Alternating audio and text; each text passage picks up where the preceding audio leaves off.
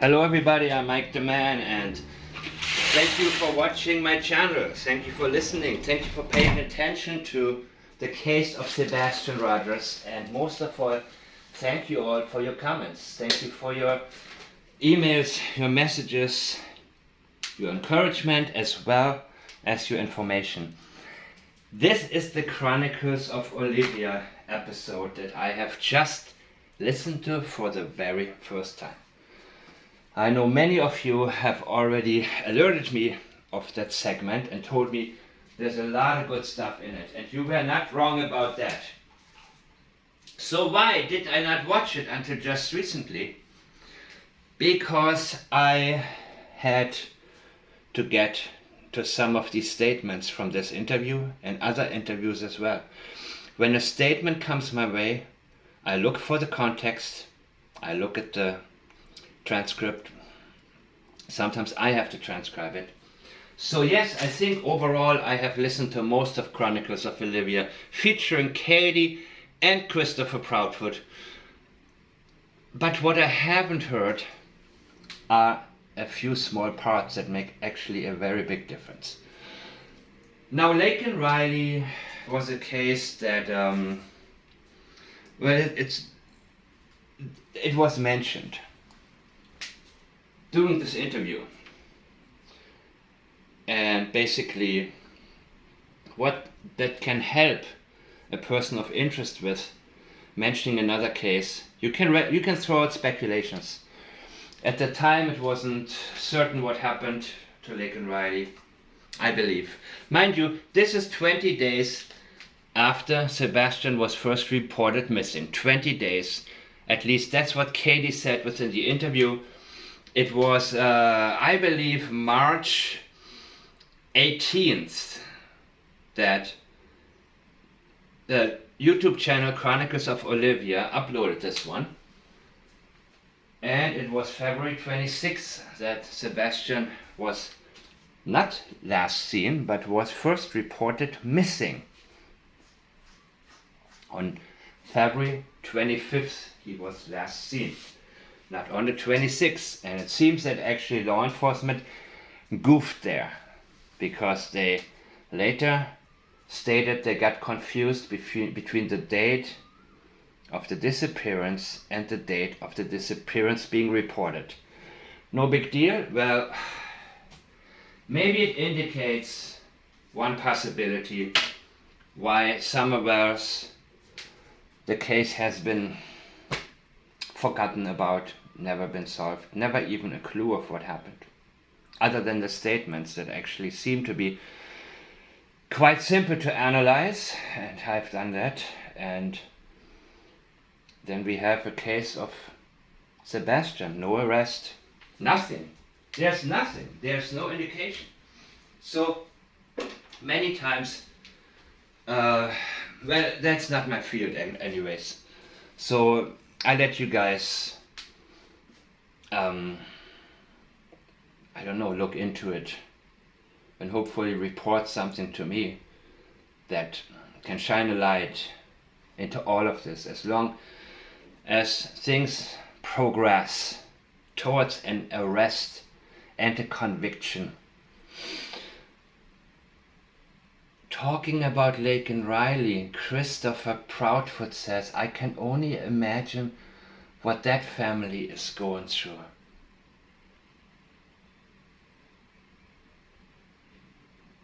Let me read this again. I can only imagine what the family is going through. Can you see what is wrong with this sentence?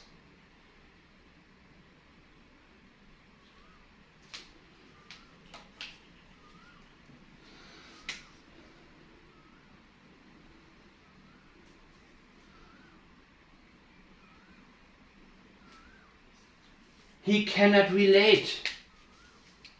He is supposed to be in the same situation. His family is supposed to be in the exact same situation as Lake and Riley's family at the point. They have no clue what happened. And the only thing he can do is imagine what they're going through. No, you are supposed to know. Trust me, I know what they're going through. They're going through hell, just like us. I can only imagine. He's telling you he understands that they're going through pain, heartache, desperation, but he isn't. He doesn't know what that feels like, and he can only imagine. So this is one thing I had to point out before I continue to make an addition to the list of things Christopher Proudfoot cannot talk about. And it is as sensitive as the other issues, and it is so blatant in your face. I was going to go through the whole interview little by little, but whenever something is very significant, I'm sorry, I will go through this immediately. Because it's not only a great training tool, it also helps tell us into which direction we need to look. Do you guys receive hate? The interviewer asked. Chris interrupts with that, and she finishes her sentence, on the internet. He is scripted. Just like in the other interview, I think it was the Hans interview, where where the interviewer said, we have previously spoken about this, me and you, Chris, about people who are, I don't know what she used, I forgot, hateful, or people who accuse you, or something like that. That was very important for him before the interview, the pre-interview, that the vetting of the journalist. And I know people who have had communication with him prior, the dog handler, for example. He was talking about we are family because we both been in the military. He was very much getting into securing loyalty towards him, or a certain level of a relationship to ensure the interview is gonna go a certain way. That's the habit that he has. It's very obvious in this case because he makes sure you're on his side, at least not against him. He wants to get the platform to set the record straight, as he wants to make you believe, and have absolutely no interruption, and have zero opposition from the interviewer, zero doubt being expressed. Yes, and it's ongoing, and it's every single day. Okay, now, people are people and they have their opinions. Well, people includes you, and they have their opinions. I've talked about that previously.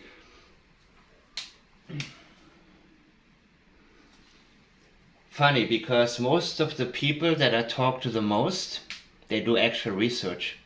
They don't stop at opinions.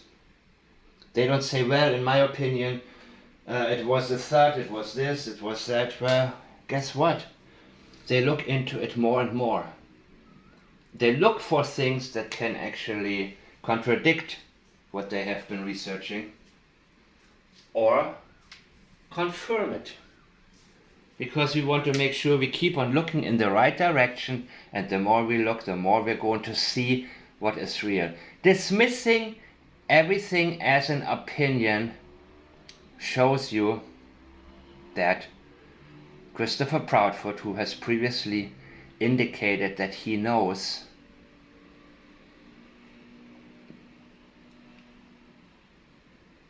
he could tell us they are wrong or they are right, but he doesn't want to do that.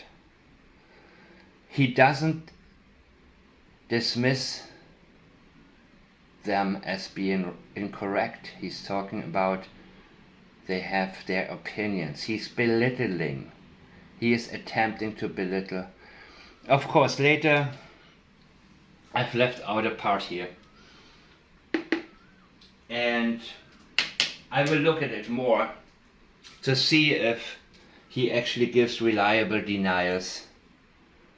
He makes a few statements that, including this one, where he says we have been cleared, but let's see the context here. And in this, okay, he says a bunch of other stuff.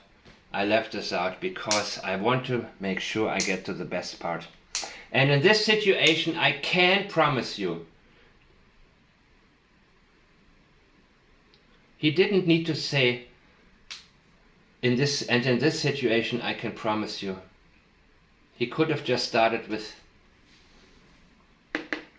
every single person has been vetted. Or he could have said, and in this situation, I promise you.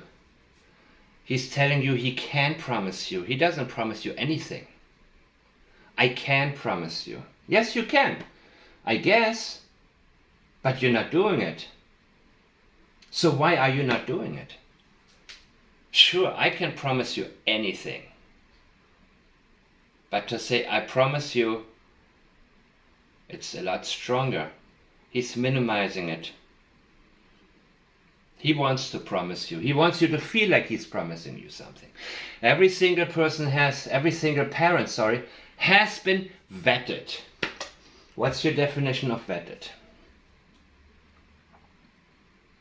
How good of an investigation, or how deeply did they get into? Did you give them access to everything? Did you say the whole truth? Did you provide all of the information that you have? Did you hold nothing back? Sure, the parents are always being vetted. It doesn't mean that, let's see how reliable this is, has been vetted. Okay, I can't go into details.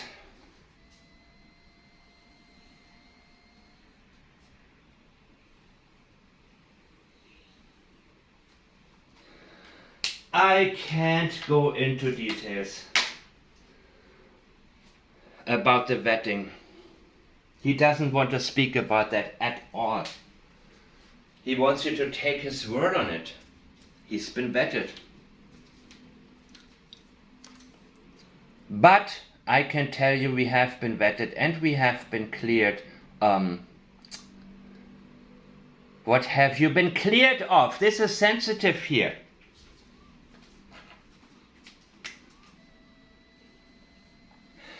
I have been cleared is a reliable statement. If I say to you, I have been cleared, I'm in the clear, police has cleared me. That means of being a suspect. I have been cleared of being a suspect. Be very specific. I have been cleared. That can stand on its own. Of being a suspect. I am not a suspect any longer. Everybody is a suspect, every parent, or at least a person of interest, automatically. That's statistics. There's nothing wrong with it. That's why Mr. Walsh talked about, please volunteer to do a polygraph test immediately. Police will waste time, manpower on you because they have to, because statistically speaking, that's the likelihood where to look for a suspect pool. The parents, family, step parents, anything like that, or the adoptive parents, like in the West case. I can't go into details. One more time, Chris Proudfoot. Chris. I can't go into details. You're telling us that this is a very sensitive area. Not only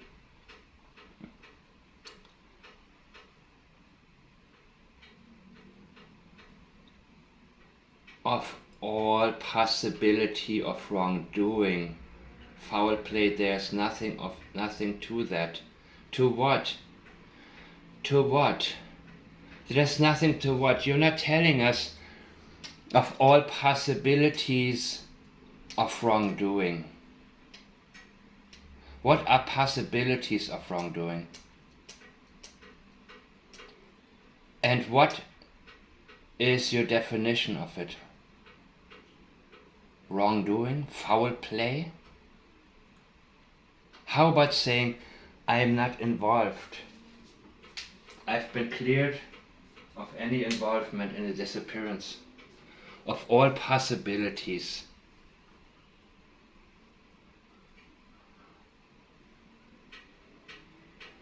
What about right doings, Chris?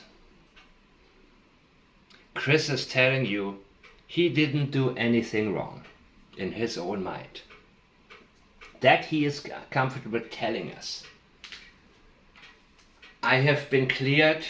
Now that's his pattern. He needs time to think. He's not that bright. He needs to formulate in his mind something first and run it through, or partially run it through. He stops himself all the time. We have been cleared. Now it comes. All possibility. And I think he said actually possibility or possibilities. I'm not sure 100%.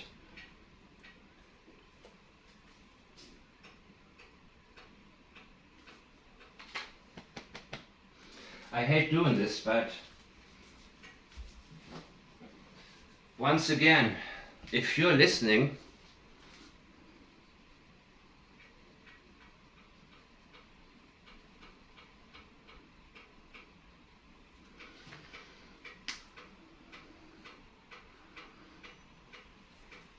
and you hear something better than I have, please let me know in the comment section.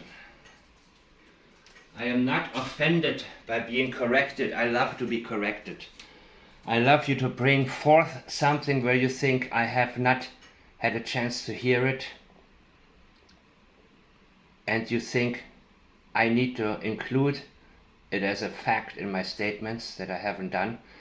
Please, please, please come to me and leave a comment on Twitter at Firetown or here. Okay, of all possibility of wrongdoings. He didn't do anything wrong, that's what he's telling you here. He has been cleared. Who has cleared him? We have been cleared. This is passive language. He is not saying police has cleared me. We have been cleared of all possibility of wrongdoing.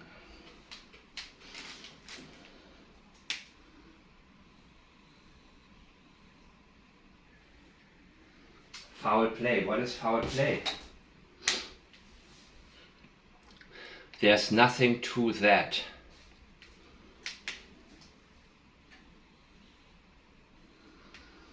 And this is one of the creepiest laughs I've ever heard him do. And he can't help it.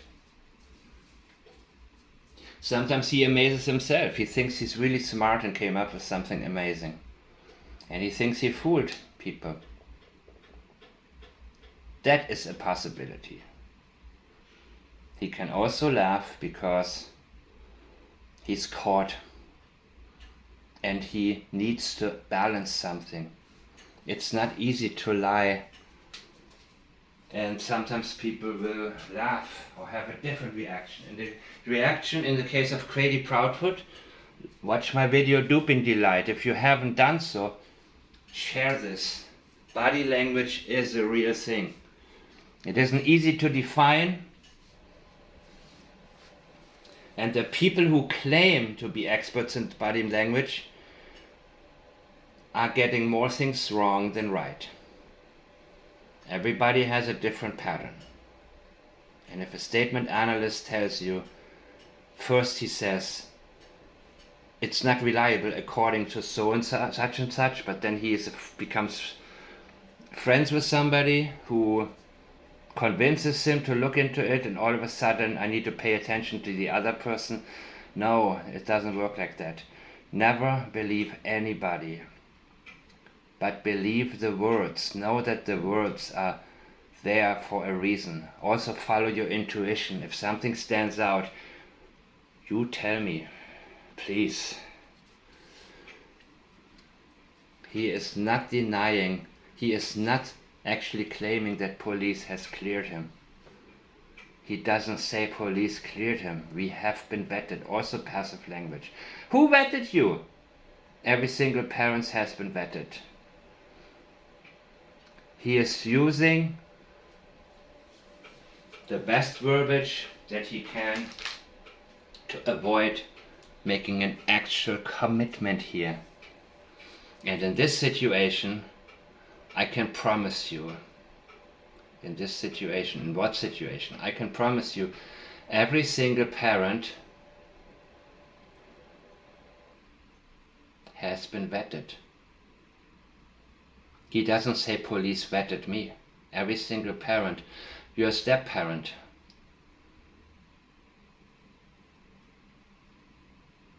Seth and Katie are the parents. Every single parent has been vetted. Okay.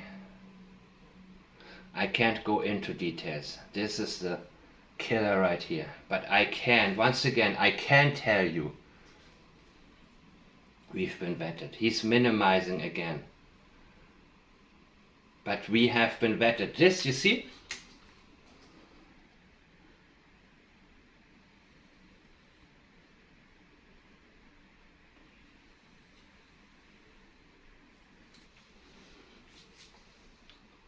He can just say, but we have been vetted. He needs to minimize that. This is very conditional to him. He's not saying he's been vetted. He's saying to you, he can tell you that he has been, that they have been vetted.